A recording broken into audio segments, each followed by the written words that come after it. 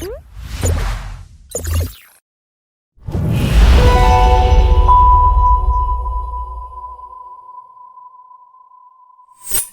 everyone. Welcome to the Tech Podcast series. This is Lakshit Pant from Visual Developer Community, and the Tech Podcast series takes you to the journey of ever evolving world of technology. And in each episode, we try to deep dive with our industry experts into the latest trends, innovations, and all the insights that are shaping the digital landscape. And for the same, we have our expert speaker with us here, and one of it's kind of a podcast. So she's Miss Deepa ma'am. She specializes in cyber strategy and transformation related areas, as well as emerging technologies with a focus of manufacturing, industrial products, and tech companies. So to just kick off the things, ma'am, if you could introduce yourself first. Hey, thank you very much for having me part of this podcast. As you rightly mentioned, my name is Deepa Seshadri. I'm a partner with Deloitte India, and I focus on cyber security and also a part of a lot of technology related initiatives that I drive for the firm. So happy to be here and having a conversation with you today. Yeah, it's my pleasure, ma'am. So, to to start with the things of business, you have been in the business for years, right? I just wanted to know what has been your experience with the transformation over the years? What changes do you have observed in the business strategies or the practices, I would say, over the past few years? So earlier, when if I look at 10 years back, right? So we used to always think that technology, the business use technology wherever it was required. Where a strategy will be made, and they will embed technology as part of the overall process. But Right. now, what I have what then we what I saw as a transformation was technology was not an enabler, but it was getting the front end in terms of how the businesses need to run. But today, the way I look at it is technology is business, right? So Right. anything that you want to do, any field that you are in, whether you're in manufacturing, financial services, I think technology is in forefront in terms of how the business is run today, and that is the change that I have seen. And one other factor that I look at it is in terms of the speed. Right? The speed in terms of adoption of technology is much more faster than what it has been previously. So the two things in summary is one, technology is business today, and the second one is the speed of adoption of technology is much faster than what it was earlier. So, what could be the reason, ma'am, for this? Because is it the accessibility? Because right now at present we can see the maybe you starting a business is way easier than it was earlier, right? The typical methods that used to be earlier, and people are. So, is this the education? Is this the accessibility to all the technology or whatnot? What could be the possible reason for this? Okay, so certain things that I mean, some of the positives which happened during COVID was the digital adoption at a global level, right? Things Right. that people thought that cannot be done remotely, was all it was all crushed, and then people could see the benefits of adopting technology, right? So Right. the digital adoption, the mind frame of thinking that things can be done in a digital format using technology, that particular awareness is completely there. The second important factor is because we have seen the benefits and the cost benefit that comes in terms of productivity and things like that. Now people want to do it by design in terms of whatever they want to do, they're trying to use technology. The third one, definitely in terms of the regulations in India with respect to digital adoption, and how our the Indian government is kind of helping in terms of digital adoption is another factor. And if I look at globally, I think that the trend remains the same.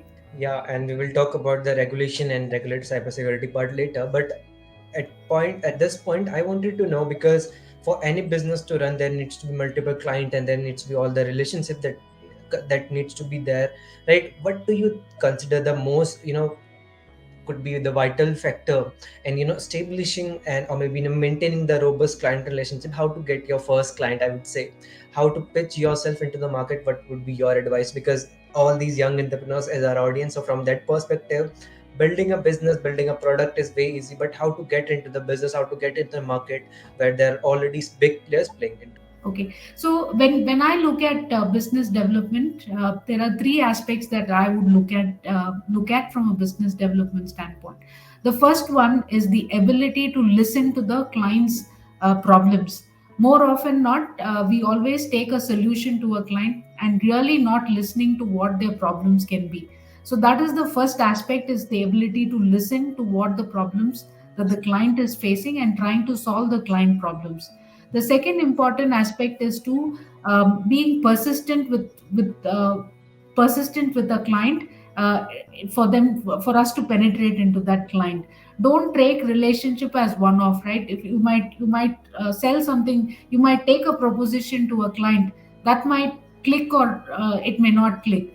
But it is important for us to be persistent.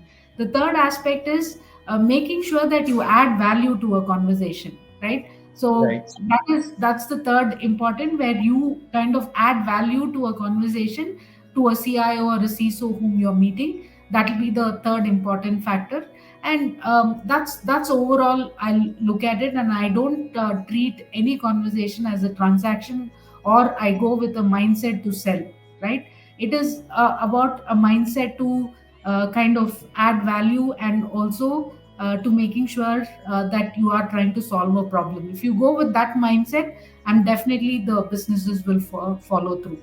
Yeah, that's a very kind mindset that you follow. And now, for any startup to grow or establish, be present at the market, there needs to be certain rules and regulations, policies, and everything, right? I wanted to know from your perspective how establishing all these governance terms and policies in this cybersecurity realm can be complex task, right? What's the what's your approach to laying down a strong foundation of all the governance terms, or the all these the maybe compliance aspects that comes across for any particular industry? So I think a lot of industry bodies, including CII, has come up with certain guidelines in terms of what kind of governance that startups and startup ecosystem should have. So maybe that will be a good reference point for everyone to take a look at it, to say what is the bare minimum things that they need to do. The other part that I would like to mention is, this is a era of compliance as a service, right? So Right. any particular compliances related activity, you could kind of see whether the startups can use the compliance as a service as an option, where they really need not have all the technical people in their roles, but use as a service model. That will be an option that I can think of. Plus, whatever help that industry bodies are providing, including DSCI, from a cyber security, I think those are things that you will need to tap in. Yeah, and when I was doing my homework, I saw in your profile that you are working with ISACA, right? What ISACA organization is all about, and what's their role in cybersecurity? If you could explain in quick words, and what is their role and maybe the significance, I would say, in the field of cybersecurity. So ISACA is a global organization that came in many years back.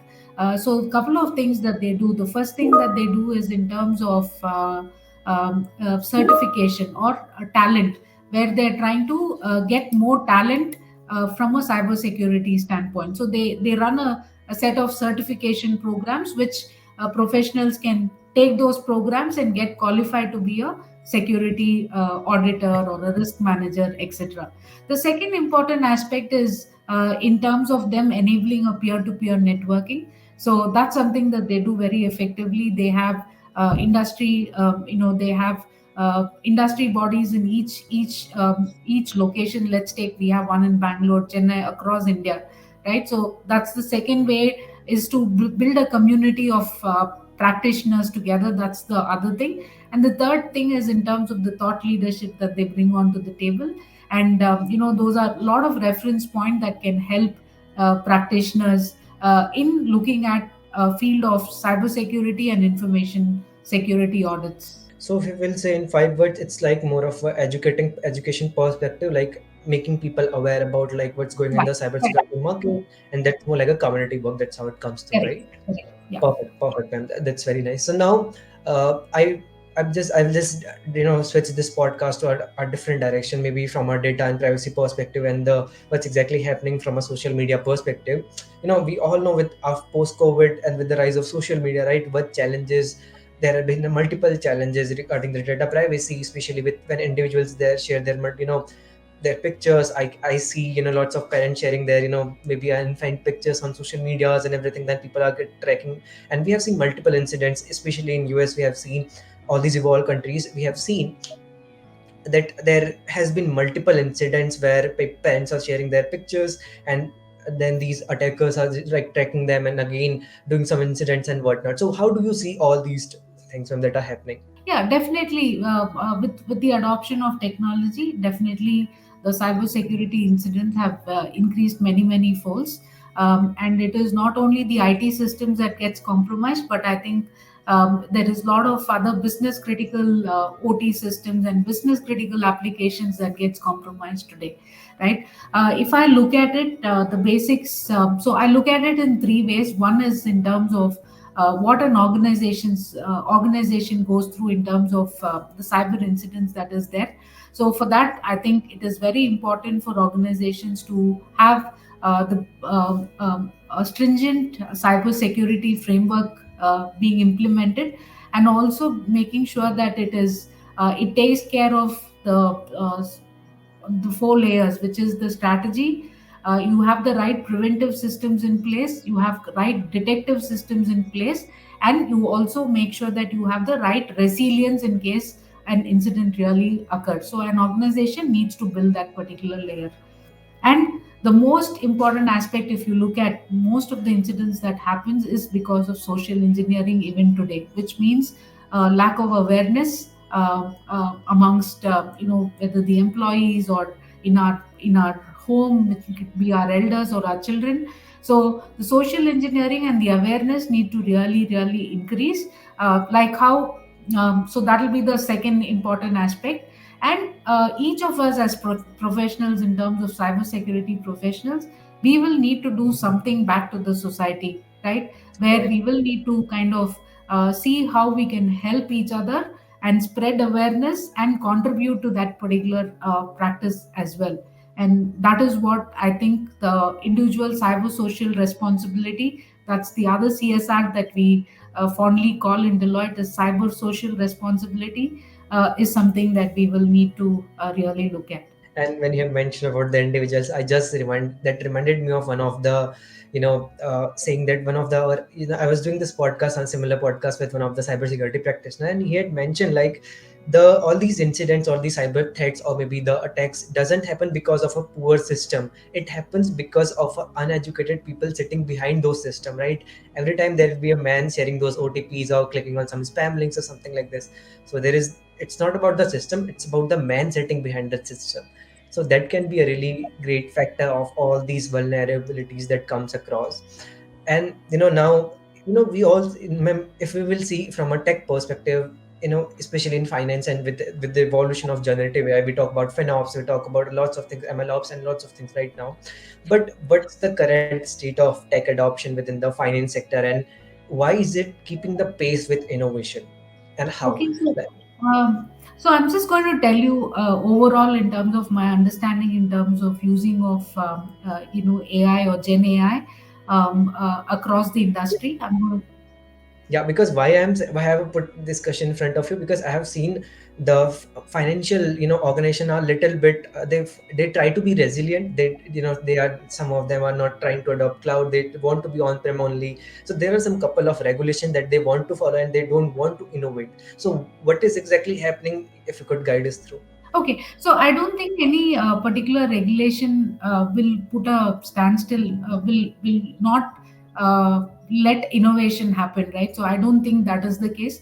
It is just the way it has to happen will be little different. Let's take, for example, a regulation might just say that if you're going to be using a cloud, then the data needs to be residing within India, right? So that Right. is something that they can come up with. So that it doesn't mean that the data. that they're stopping innovation. So a regulation cannot, like, I've not seen something that a regulation is kind of stopping innovation as such, right? So that is number one. Number two is, the use cases are coming into picture. It's just that it is the mindset. All of us talk about innovation, but we'll need to put innovation into practice, right? So that's something that we possibly need to do.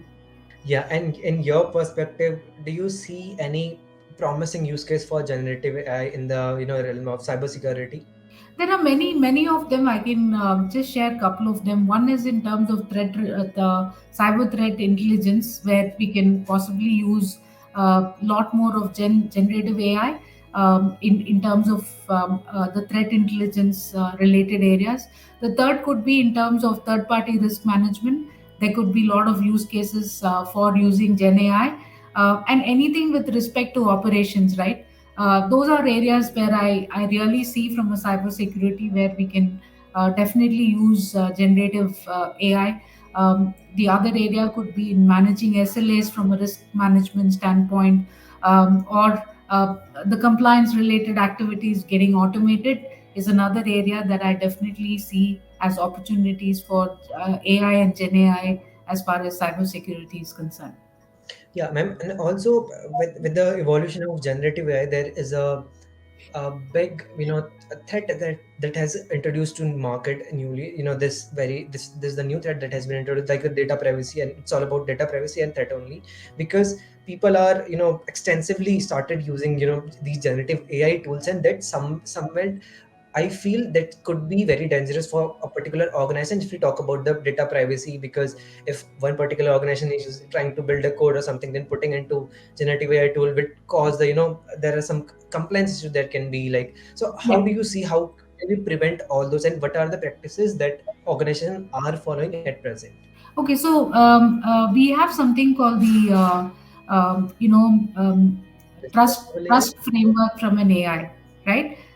So that's something that we have, and governance is most important. Governance risk, embedding governance risk and controls as part of any particular automation journey that we go through. We have to go through that even when it is AI. So imagine, when I started my career, even using SAP, people had inhibitions like, okay, how will SAP kind of, how will the controls will be there in SAP, and things like that. But today, SAP is business as usual, isn't it?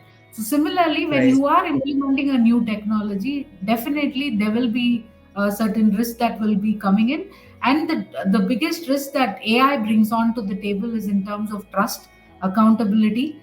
So those are things that we will need to prevent, and that's something that you will have to have a good governance, risk and controls mechanism, followed by the right change management, and also to making sure that we are consistently monitoring whatever results that AI or Gen AI is coming, to making sure that there is no biases that's coming from an AI standpoint. Yeah. So if you, from a different perspective, if you have to, everything come when it comes to all the cybersecurity threats and but not everything comes to skilling. The people that we are working with. I just wanted to know if you have to launch a skilling program, what kind of initiative you could build that would significantly reshape the industry and positively impact people's lives, or maybe upskill people that can make a substantial difference in the industry. Yeah, so the first one is there are two aspects that I will talk about. Upskilling, as you rightly touched, that's the most important thing, right? With anybody, the technology is available and it's new to everybody. So anyone who Right. wants to pick it up and learn, there is a big opportunity that is available, right? The second important thing is I'm very passionate about women in technology and women in cybersecurity, right?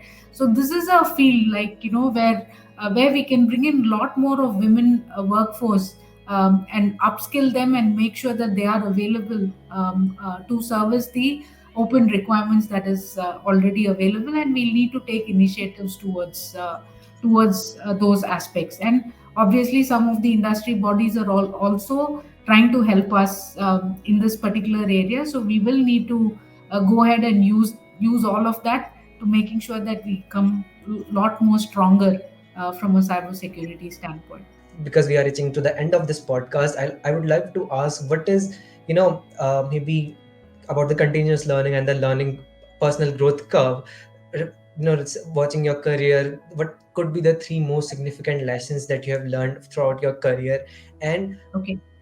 from a crucial of notion of continuous learning and personal growth, what would be your approach to learn new thing? And second is, what is something that you want to learn at the present at point of time? So, as far as my journey is concerned, I've been very passionate about technology, and that's what I have been doing all through across my career, different roles. But technology has been the base to whatever I do. The second thing is the most important is to ability to learn. Right, you'll have to learn from everybody. It's not about writing certifications, but it is certifications plus in terms of on the job training and not having a block in terms of from where you learn, right? So that will be continuous learning will be the second important aspect, right? So those are the two things that I would like to mention. And if you ask me what is it that I'm very passionate about is now I think learning a lot more of practical applicability of Gen AI in everything that I do is what I'm looking at, and doing things differently from an innovation standpoint. That's something that I want to pick up. That's a great mindset of, that's so nice of you, ma'am. As we are due to paucity of time, I have a lot more couple of questions to ask, but due to paucity of time we have to pause this podcast right over here. But as a final piece of advice, what you if you could give us a note that would, for our audience who are listening to this podcast, it would be really helpful. Yeah, be passionate about anything that you do and drive towards that, and never stop learning.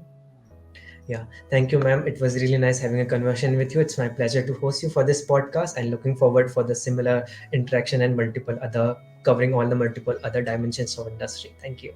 Thank you very much for having me here. Thanks a lot. Thank you.